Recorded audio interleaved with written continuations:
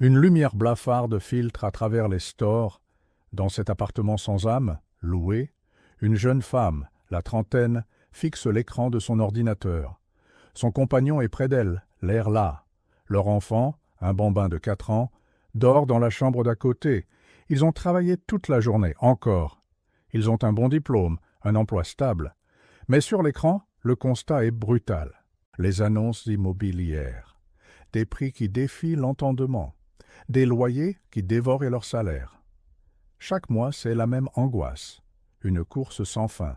Un sentiment d'être piégé, condamné à payer, sans jamais rien posséder. Jamais. Une vie entière de travail acharné pour financer la propriété des autres. Une prison invisible construite de briques et de chiffres. On nous serine un message, une promesse, subtile et omniprésente.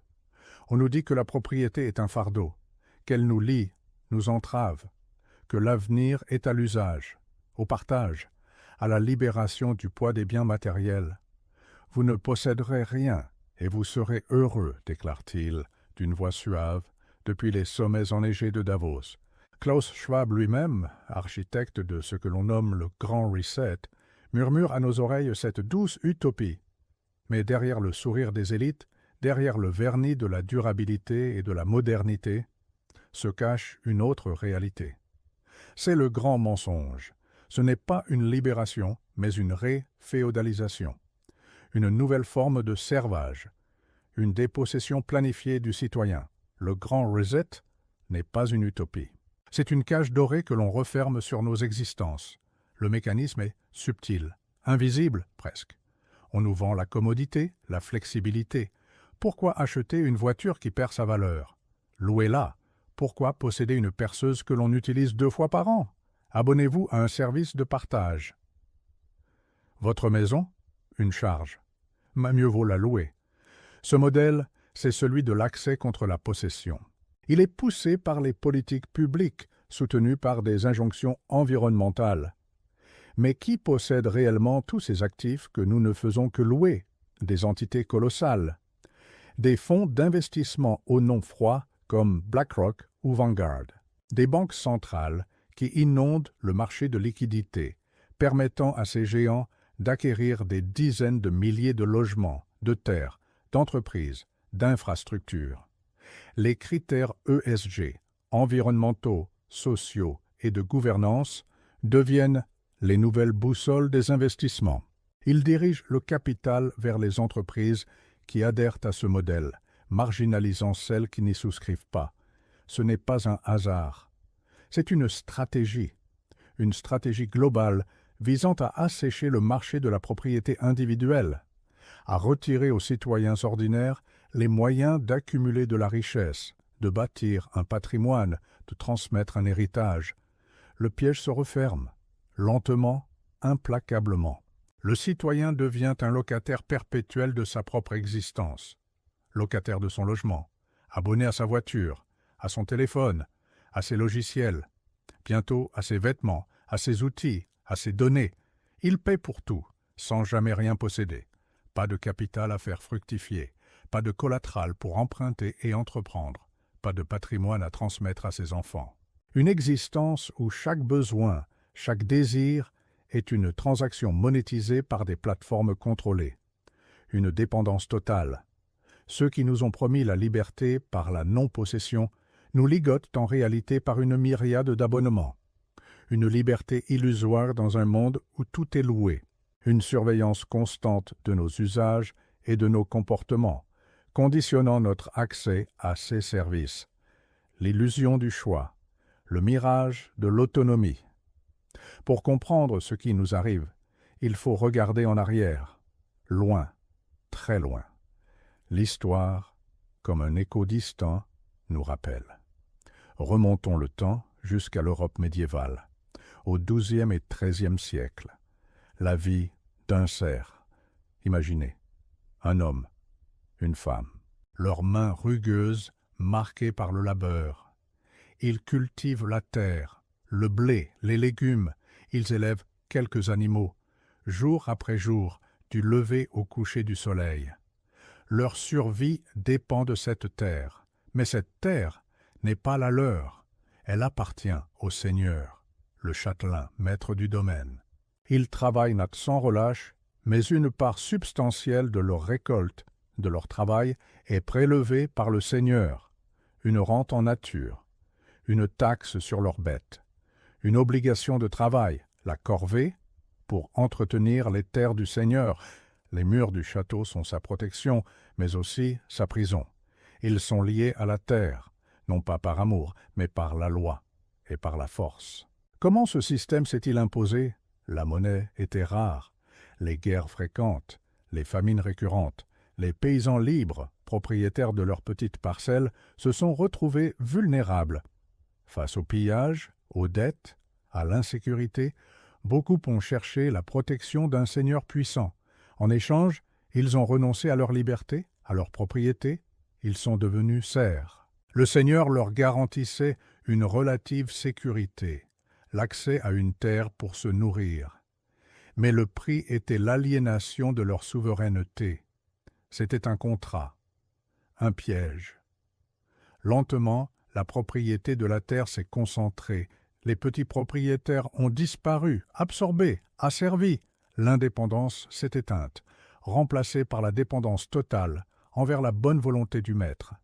L'histoire ne se répète pas, mais elle rime. Elle nous crie que la concentration des moyens de production, la dépossession des citoyens, est la porte d'entrée du servage. Hier comme aujourd'hui, les conséquences humaines de ce système étaient d'une brutalité insoutenable. La misère chronique, la maladie omniprésente, une mortalité infantile effroyable, une espérance de vie d'à peine 30 ans pour beaucoup. Le serf n'avait aucun droit. Il ne pouvait ni vendre, ni acheter, ni se marier, ni même quitter la terre sans l'accord de son seigneur. Sa vie était dictée par les saisons, les récoltes et les exigences arbitraires du châtelain. Pas de perspective d'ascension sociale, pas d'espoir d'accumuler, de transmettre un héritage matériel à ses enfants, juste la survie au jour le jour, sous le joug d'une autorité incontestable, une existence sans dignité, sans réelle liberté, une existence de dépendance totale. Ce que l'histoire nous montre, ce que les chroniques du passé nous hurlent, c'est que la perte de propriété, c'est la perte de liberté, c'est la perte d'humanité. Regardons-nous dans ce miroir déformant, brutalement. Le Seigneur d'aujourd'hui ne porte plus d'armure. Il ne réside plus dans un château de pierre. Il s'appelle BlackRock. Il s'appelle Vanguard. Il s'appelle la Banque centrale européenne ou la Réserve fédérale américaine. Il est anonyme, insaisissable, impitoyable. Le tribut n'est plus une part de récolte, mais un loyer mensuel toujours croissant, un abonnement, une taxe carbone.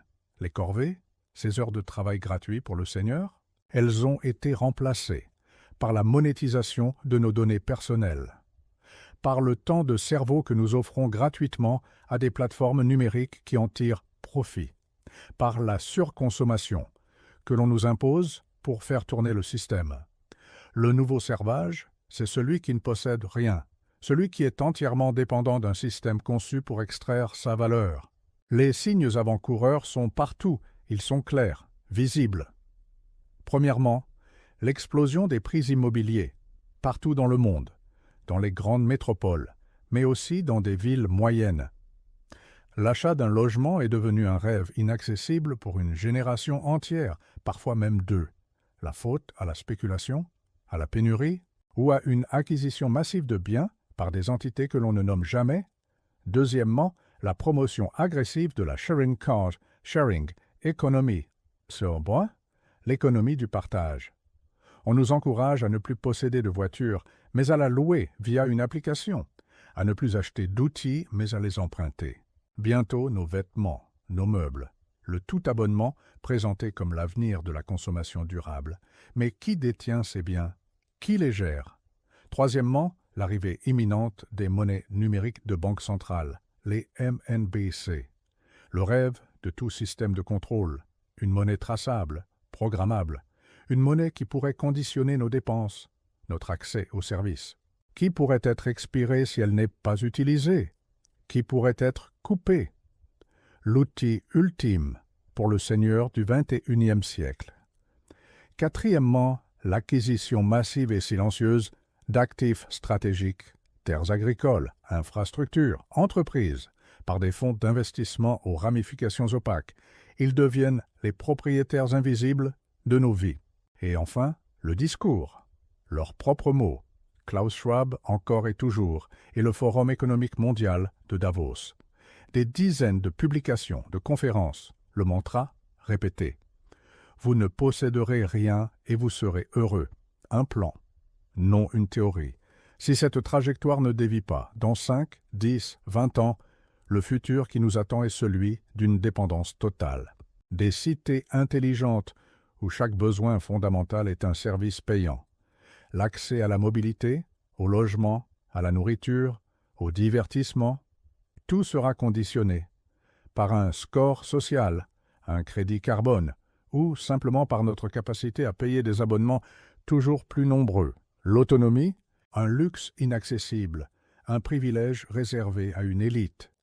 Le citoyen sera réduit à une simple variable, un locataire, un consommateur, un utilisateur. Dans un système globalisé, centralisé, où chaque aspect de son existence est géré, contrôlé, optimisé par des algorithmes et des entités invisibles. Un cauchemar technocratique, l'individu fragmenté, sans héritage, sans attachement, juste un numéro dans le grand rouage de la machine. Il existe une voie, un chemin pour se protéger, pour résister à ce nouveau servage.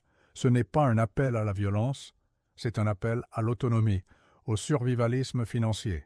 Premièrement, l'or physique, le dernier refuge. L'actif tangible, millénaire, hors système, non numérique, non contrôlable, une assurance contre l'effondrement monétaire et le contrôle numérique. Deuxièmement, les terres productives. S'éloigner des métropoles surpeuplées, posséder un lopin de terre, cultiver sa nourriture, créer son autonomie alimentaire, une base matérielle inaliénable, un acte de souveraineté. Troisièmement, les compétences rares et tangibles. Apprendre à réparer, à construire, à créer. Des savoir-faire qui ne peuvent être numérisés, automatisés, ni délocalisés. La menuiserie, la mécanique, l'artisanat, la médecine naturelle. Des compétences qui rendent indispensables et indépendants. Des compétences qui ne peuvent être coupées. L'histoire ne se répète pas, mais elle rime. Les mécanismes de l'asservissement sont toujours les mêmes. Seuls les outils changent. Refuser le mirage du grand reset, c'est refuser de devenir un écho lointain des serfs d'autrefois. C'est se réveiller, comprendre, agir, construire sa propre résilience, refuser la nouvelle servitude. Pour comprendre les rimes de l'histoire et déjouer les pièges de demain, abonnez-vous à l'Archive du Capital.